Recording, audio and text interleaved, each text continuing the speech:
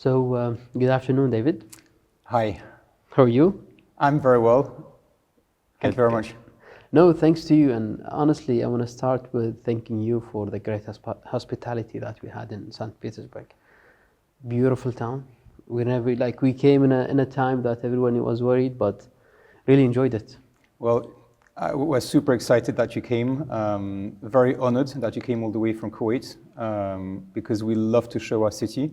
I mean, we think it's one of the most beautiful cities in the world, St. Petersburg. And also we're super proud of our manufacture. And so I'm really, really happy that you've managed to come. We enjoyed it very much. Let's talk about the city, since you mentioned the city and the factory. So briefly, how did Rakieta and the manufacturer started?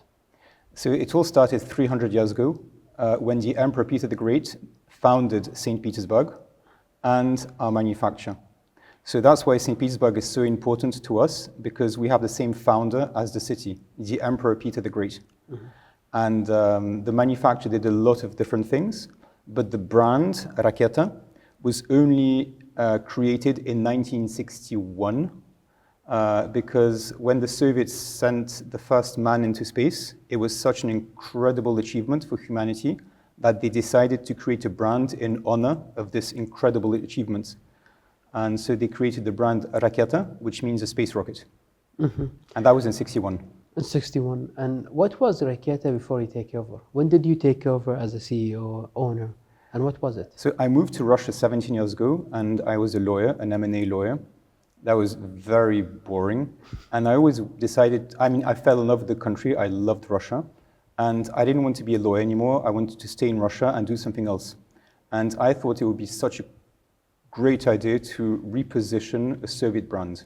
Mm-hmm. And I discovered by pure chance that Russia had a lot of Soviet watch brands.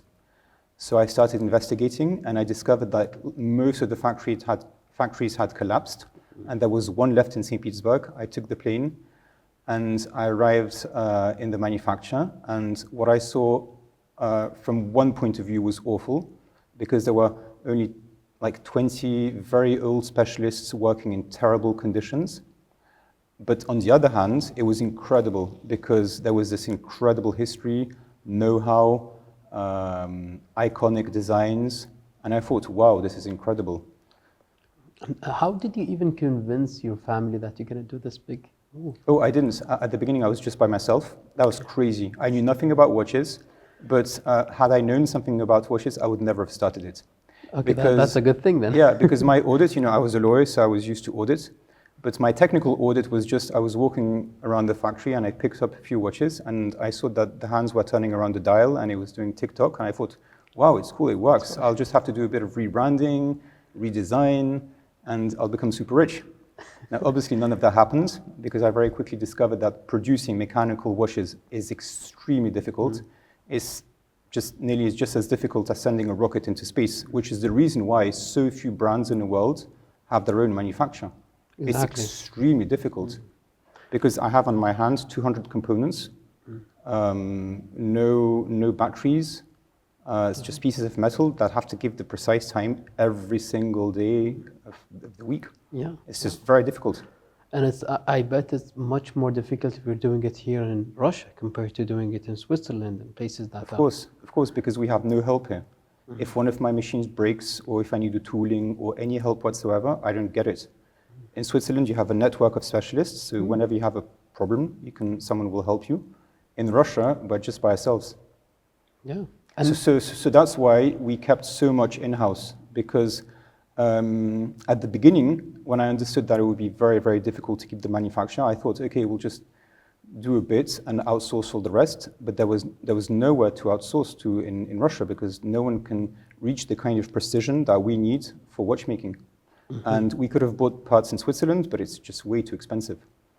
So we continue doing, like, I would say 85% of what I have on my wrist, we do ourselves, which is like incredible. That's incredible. Yeah, that's the thing. That's why I said it's really difficult. So if you look around the world, some people come and buy like an old brand, an old name, and they outsource everything until they're big enough to produce their own watches. But you did exactly the opposite. Yeah, I mean, after like a year, when I realized it was so difficult, I had a choice, either to shut down the factory and keep a kind of atelier to pretend that I do something, or just assemble and buy the movements in Switzerland, for example. But we were super proud of being Russian-made watches. And you can't be a Russian-made watch if you have a Swiss movement. It's ridiculous. Sure. So, and I also understood that the soul of the project was the manufacture. With its incredible history, with its incredible know-how, with its incredible specialists. And that was a very difficult decision to take, but I'm super proud that we took the decision to keep the manufacture alive. And that was very difficult because we had to hire new generations of specialists. There are no more watchmaking schools in Russia, so we have our own watchmaking school, so we train our own specialists. And that was one of the most difficult things we did. And the specialists you're talking about when you took over, definitely going to be from an older generation. Of course. Because we met someone at the factory. Yes, you met, for example, an amazing woman called Ludmila. She's 82 years old. She's worked in the factory for more than 60 years. She was part of the team, which in the 60s developed the Rakieta mechanical movement that we still use today. And we have a lot of people like that, and we try to keep them as long as possible because they have an incredible know-how, which they have to continue transmitting to the younger generations. So you also saw that we have a lot of young specialists now. True. But the training is continuous. Was it hard for you to convince these older generation to pass on the knowledge? No, because in watchmaking, what's incredible is the passion. For them, it's more than a job. It's passion. It's their life. You see.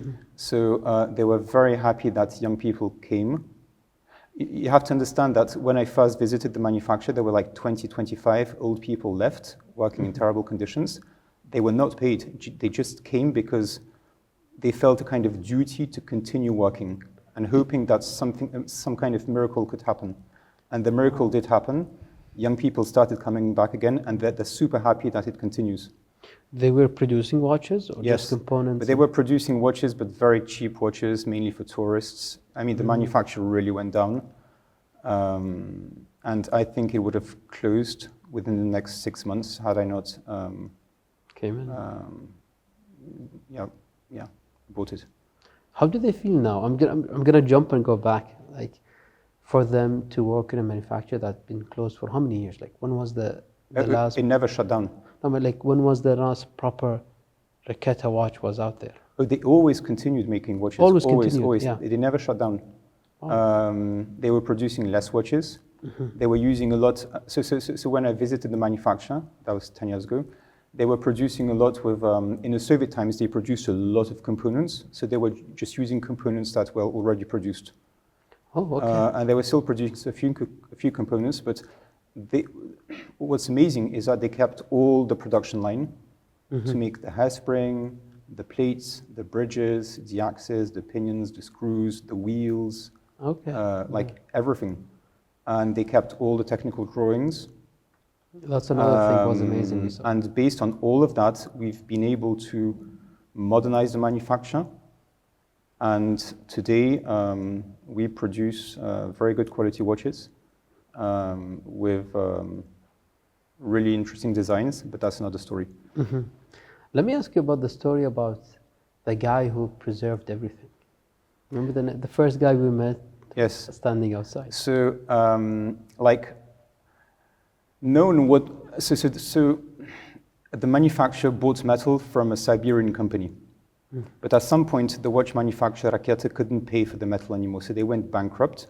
So their creditor, this metal company, took over the manufacture and sent a guy called Anatoly from Siberia to try to see what they could do with this asset that they just seized. And he was supposed to just liquidate the whole thing, sell the machines, or just throw them away. But he fell in love with Rakieta, and he called them up and said, "Can I just keep it?" And they told him, "You're totally crazy, but if you want to, just take it. It's worthless." Yeah. And this guy is incredible because really, thanks to him, Rakieta continues to exist. Because otherwise, it would have been just, chucked away. And he is still the production director of Rakieta. Yeah, and he moved the stuff to the. He's the same guy who moved the stuff to the second, third floor. Or? Yeah, exactly. Yeah. Because when he came over, there were still like 4,000 people left, and gradually they were throwing him out of one building. So he was moving all the machines into another building, and then they threw him out of that building. So he moved all of the machines to another building. And you know, we have more than 400 machines. Some of them are big, and big the others are small. Complicated too. But moving machines, very difficult. Very difficult. Yeah. What was the first model? So if we jump to producing and having Rakiта in the modern time, let's say in your time, what was the first model you worked on? But that was very difficult because we had to decide which models to produce. So we looked up at all the models that they produced in the Soviet times, and there were some very iconic models. Like, for example, the Big Zero watch. That's a design from the Soviet times, very classic, iconic design with this Big Zero. And now all of the Rakieta watches have a Big Zero, not a 12 zero. We also liked the design of very avant-garde design where you have red triangular hands. Yeah. So we kept that. We also kept the 24-hour dials. And basically, we looked for designs that were part of our history and that were very original and that allowed us to stand out from the crowd of watches. So now all of Rakieta watches have Big Zeros, 24 hours, very bizarre red triangular hands. They go counterclockwise. We don't have any normal classic watch. That's amazing. In the Swiss term of the word, you see. Yeah. Can we? Do you know the story of the Big Zero? I mean the zero itself. Yeah, of course. Yeah, of course. It became really popular in the West when Gorbachev wore it at a political summit in Italy, and a journalist asked him, Mr. Gorbachev, that was in '84, can you explain to us what's the perestroika? And he got confused in his explanations, and he said, look, it's like on my watch, the Russian people have decided to start everything from zero. And the next day it made all the headlines of the newspapers. The Russian people have started from everything from zero. And this watch became super famous worldwide, and collectors even nicknamed it the Big Zero.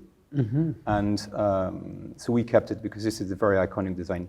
Yeah. And because we get some customers and followers ask us exactly the same. Like when they see the watch, it's like, why is it zero compared to everything else? But the perestroika is in the 80s, Gorbachev decided to start everything from zero.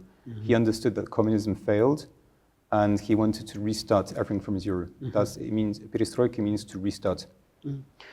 So and just finish the story. And I obviously asked my very old watchmakers, but where did you get the idea from? Why did you decide at some point to put a zero? Everyone puts a 12, and you put a zero. Why?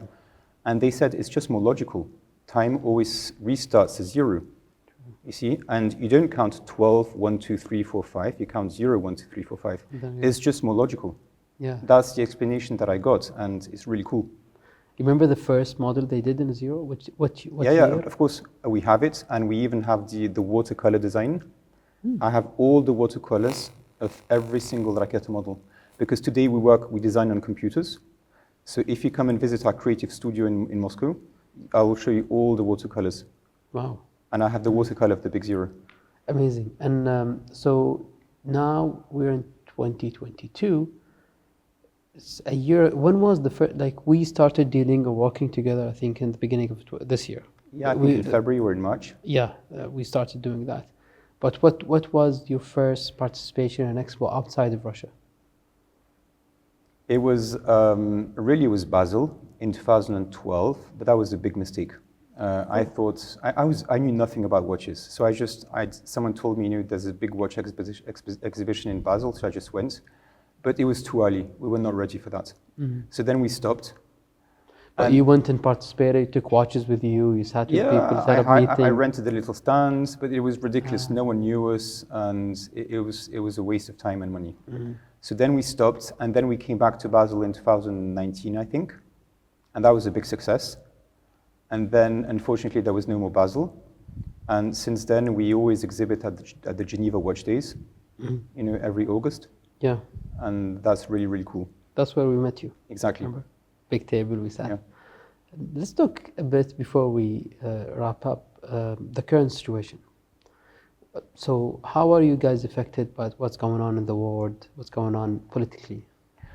So we don't do any politics. We just do watches. We love designing watches, producing watches, telling a really nice story. And every single Rakieta watch tells a really interesting story about cosmonauts, submariners, Russian avant-garde, the cosmos, the organization of this, the solar system. So we focus on that. We don't do politics, but obviously, politics affect us. I would say that the most difficult thing now is logistics, but it's just longer and more expensive to ship our watches to our warehouse in Europe. But apart from that, we don't have any other consequences. Our sales have not gone down.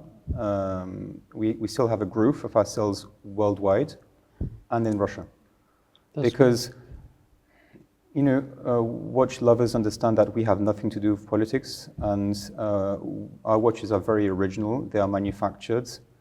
You saw the manufacture.